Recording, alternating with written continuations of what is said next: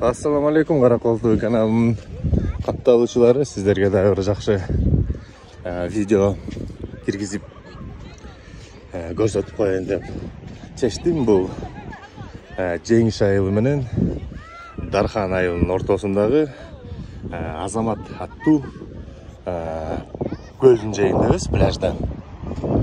Өзүңүздөр көргөндөй көл абдан жакшынакай, кум, пляж өтө чоң, өтө чоң эле да.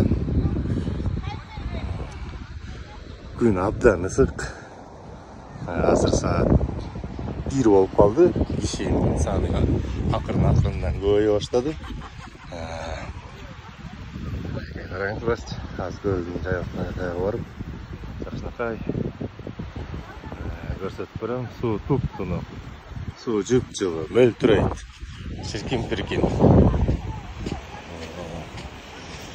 Абдан жакшы. Кум таза.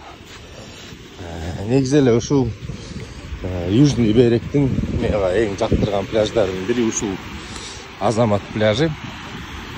Андан кийин Кадысай, андан кийин уже берки пляждар, Актерек, Барскон деген жерлер жагат. Караңызчы, суунун тунугун мөлтүрөйт.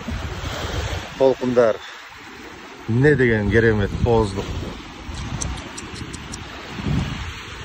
Мынакей мондай дагы табигый пирс бар биякта. Ушундай табигый пирс аркы өздө Кыргызский из морянын жээгинде бар.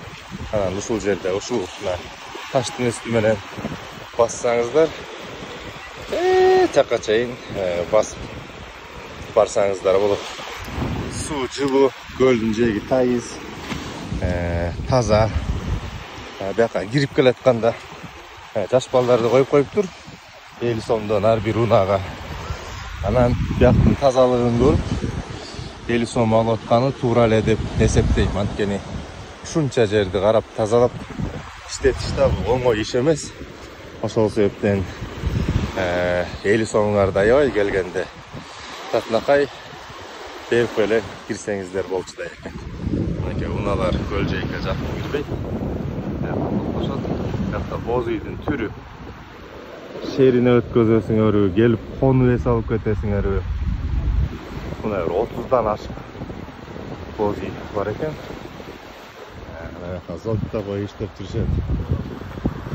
Негизи эле жакшы, абдан жакшы. Зонтигиң канча сом экен? 250. Зонтик 250 сом экен. Жакшы.